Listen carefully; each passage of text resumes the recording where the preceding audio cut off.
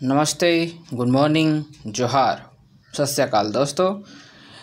गुजरात में विधानसभा के चुनाव वर्ष 2002 में को स्थगित करने के लिए चुनाव आयोग को निर्णय को विधि मान्यता पर उच्चतम न्यायालय की राय जानने के लिए राष्ट्रपति ने उच्चतम न्यायालय से अनुरोध किया था।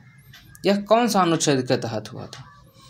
तो 143। देखिए, दरअसल बात ऐसी हुई थी कि गुजरात में हुई थी 2002 में चुनाव, और उस 2002 के चुनाव को चुनाव आयोग ने कर दिया था स्थगित।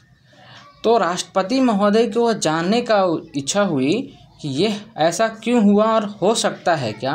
तो इसके लिए 143 के तहत उच्चतम न्यायालय से वो राय ले सकते हैं, क्योंकि राष्ट्रपति राय लेंगे तो अपने ही बराबरी के या अपने से ऊंचे के लेंगे। तो अपने बराबरी के कौन हैं?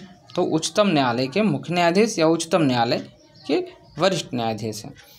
तो वो उनसे राय लिए थे। तो राय में देखिए कहा गया था कि देखिए 43 में क्या कहा गया है, यदि किसी समय राष्ट्रपति को ऐसा लगता है, 143 में कहा गया, 143 के 1 में, कि कोई ऐसा प्रश्न तथ्य उत्पन्न हो गया है जो प्राकृतिक या ऐसे व्यापक महत्व की हो, उच्चतम न्यायालय की राय प्राप्त करना हो, तो वह बेझिझक उच्चतम न्यायालय जा सकता है और वहाँ उसका राय प्राप्त कर सकता है।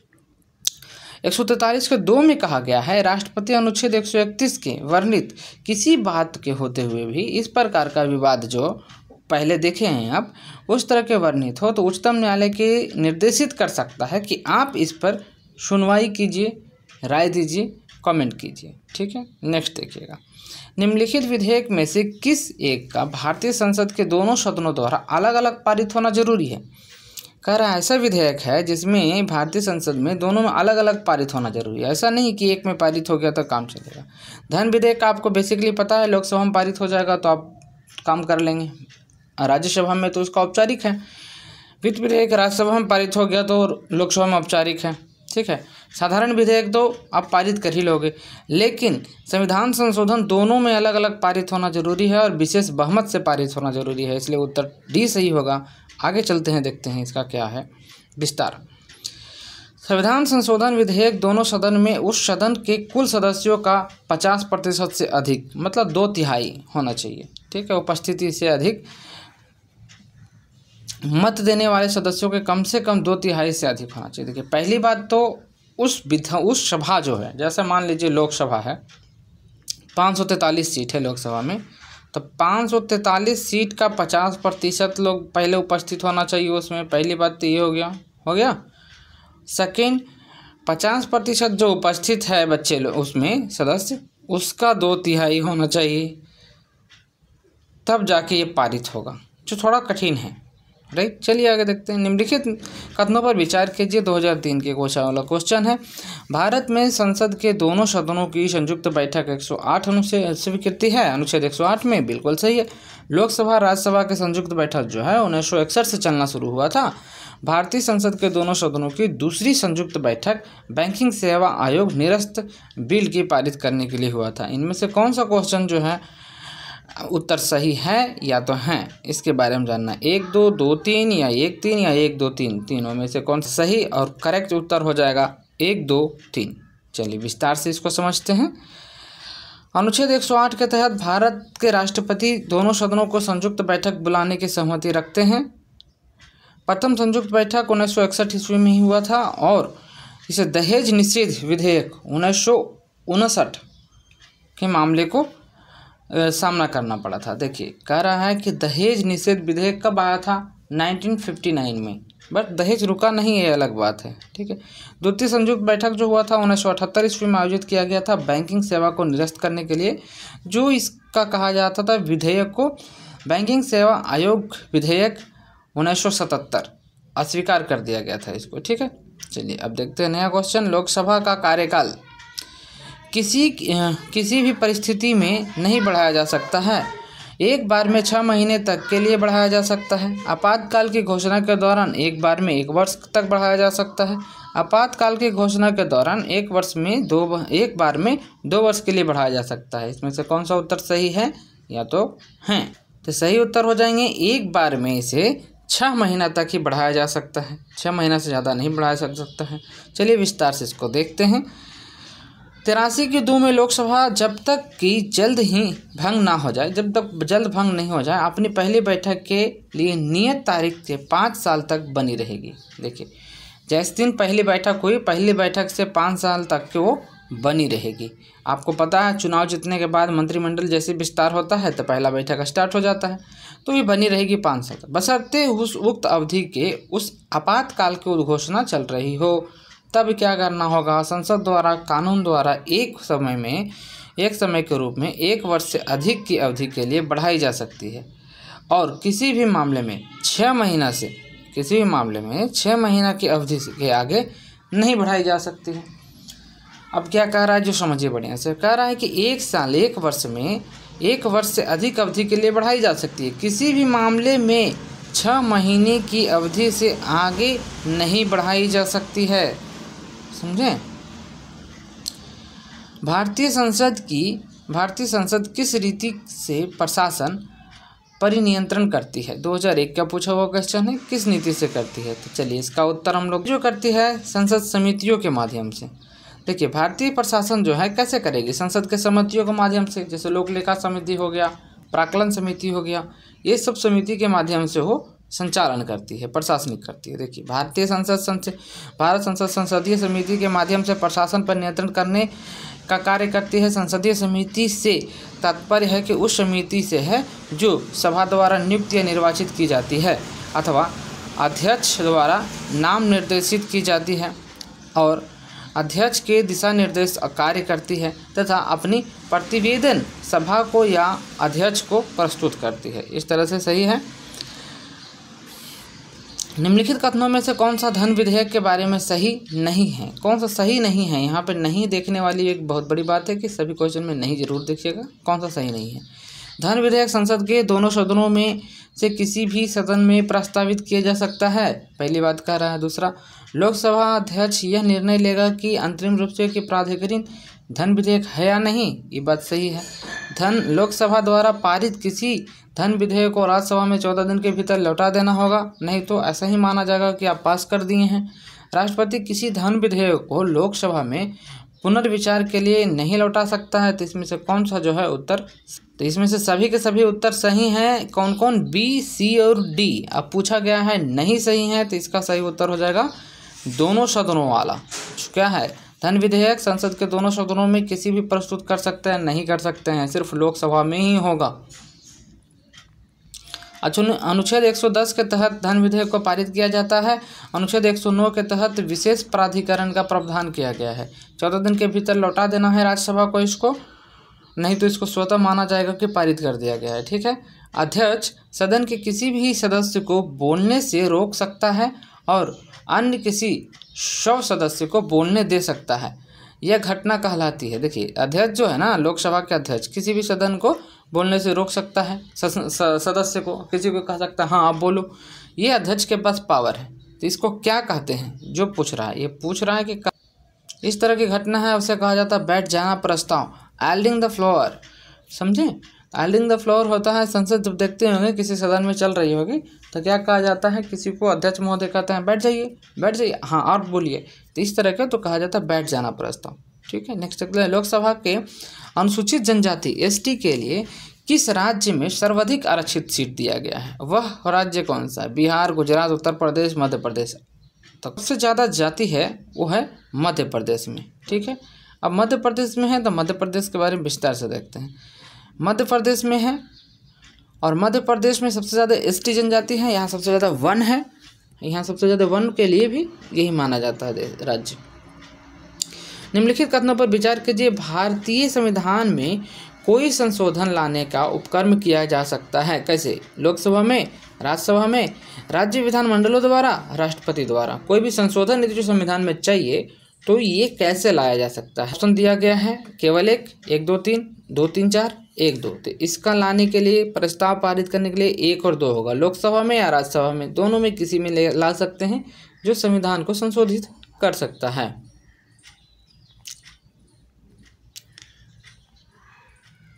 सूची 1 से सूची 2 में मिलान करना है और ये बताना है कि 1997 में पूछा गया क्वेश्चन है, इसका सही उत्तर क्या है? कृत्यकारी, असपत्य, प्रज्ञान है। देखिए, भारत का राष्ट्रपति सूचना की गोपनीयता, सर्वोच्च न्यायालय के जज, कर्तव्य के निष्ठापूर्वक निर्वहन, संसद सदस्य, भारत के संविधान के प्रति श्रद्धा भाव और निष्ठा, संघ की मंत्री, संविधान और विधि की मर्यादा बनाए रखना। किसके साथ कौन सा मिलान सही होगा? सही उत्तर इसका सही उत्तर हम लोग मिलाते हैं। भारत के राष्ट्रपति भारत के संविधान के प्रति श्रद्धा रखेंगे। एक का तो 3 होगा। पहली बात आप लोग ये समझिए कि एक का होगा 3, एक का 3 के साथ मिलान कर दीजिए। सर्वोच्च न्यायालय के जज, संविधान और विधि की मर्यादा बनाए रखेंगे। 2 का होगा 4, बी का 4 होगा। संसद सदस्य जो है ये रखेंगे, कर्तव्य के निष्ठापूर्वक पालन करेंगे, इस तरह के बाद शपथ लेंगे वो। और संघ के मंत्री जो है सूचना और गोपनीयता को रखेंगे।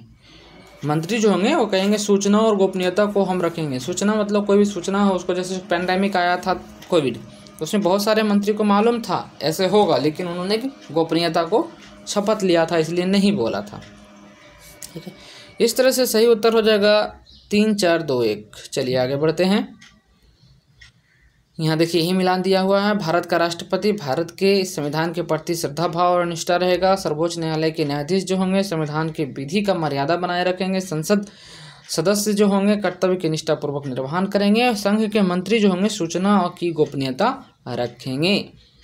भारत के संविधान में निम्नलिखित में से क्या कथित है? 1997 में पूछा गया क्वेश्चन है। राष्ट्रपति संसद के किसी भी सदन का सदस्य नहीं होगा। संसद राष्ट्रपति की 2/3 से मिलकर बनेगी। राष्ट्रपति और 2/3 सदनों से मिलकर बनेगी संसद। कौन सा इसमें सही है? 1, 2 या 1, 2 या फिर इनमें से कोई नहीं? 1 और 2 दोनों सही बातें हैं। कौन सा देख लेते हैं। राष्ट्रपति जो है सदन के किसी भी सदस्य का सदस्य नहीं होगा। देखते हैं लोकसभा आना तो राज्यसभा के सदस्य होते हैं, नहीं होते हैं वो। संसद राष्ट्रपति और 2 सदनों से मिलकर बनेगा। सही बात है, संसद जो 2 सदन से मिलकर बनता है। पहला देखिए लोकसभा और प्लस राज्यसभा प्लस राष्ट्रपति इक्वल टू क्या होगा? संसद होगा, है ना। भारत के निम्नलिखित राज्यों में से किसने अब तक विधान परिषद नहीं है? विधान परिषद किसमें नहीं है? तो विधान परिषद महाराष्ट्र, कर्नाटक, मध्य प्रदेश। तो मध्य प्रदेश सीधा सीधी आंसर है, सबको जानता है। 1995 में यूपीएससी में पूछता था इस तरह के क्वेश्चन। अब तो इस तरह का क्वेश्चन लोप कर दिया गया है। संविधान के अनुच्छेद 156 में उपबंध किया गया है कि राज्यपाल अपने शपथ की तारीख से 5 वर्ष उपबंध तक पद धारण करेंगे। इसके निम्नलिखित में से कौन सा निष्कर्ष निकाला जा सकता है? 1995 में इस तरह के क्वेश्चन पूछा गया था। किसी राज्यपाल को उसकी पदावधि पूरा होने से पूर्व पद से नहीं हटाया जा सकता है। कोई राज्यपाल 5 वर्ष की अवधि के बाद अपने पद पर बना नहीं रह सकता है।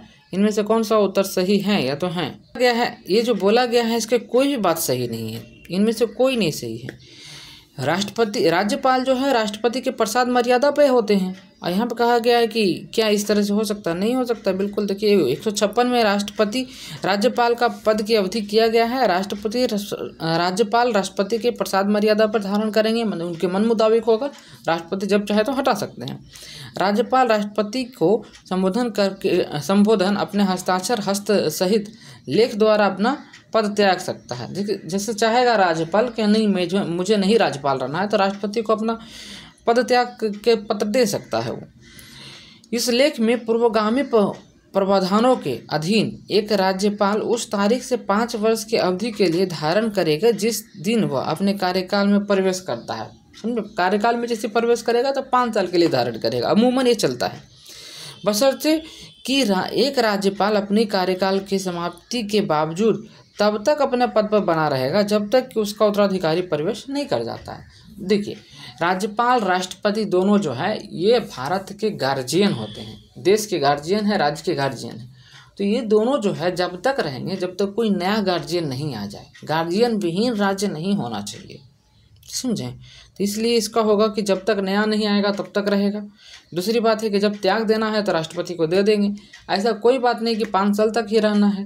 5 साल के बाद चुनना जरूरी है, लेकिन ऐसा जरूरी नहीं है कि 5 साल तक कोई हटाएगा नहीं उसे। जब चाहेगा राष्ट्रपति उठा कर फेंक देगा उसको बाहर। संसद सदस्य स्थायी क्षेत्र विकास योजना के अंतर्गत निधियों के संदर्भ में निम्नलिखित कथनों पर कौन सा ही है? इसमें देखिए, इसमें कौन सा निधि के संबंध में सही है? इसमें कूट को ये क्वेश्चन पूछा गया 2020 में, इसीलिए इतना लंबा चौड़ा बात लिखा हुआ है। MPLADS निधियां टिकाऊ परिस्थितियों जैसे स्वास्थ्य, शिक्षा आदि की भौतिक आधारभूत संरचनाओं के निर्माण में प्रयुक्त हो सकती है। प्रत्येक सदन की निधि का एक निश्चित अंश अनुसूचित जाति, जनजाति, जनसंख्या के लाभार्थ प्रयुक्त होना आवश्यक है। MPLADS निधियां जो है वार्षिक आधार पर स्वीकृति की जाती है और प्रयुक्त निधि को अगले वर्ष के लिए अग्निर्धित नहीं किया जा सकता। जैसे जो राशि मिला है उसको अगले वर्ष के लिए फिर से नहीं लागू किया जा सकता। देखिए बात कैसा लिखा, अग्निर्धित कहीं नहीं किया जा सकता है, मतलब यूपीएससी के वर्ड भी रहेगा ऐसा, बहुत ही कठिन वर्ड रहेगा।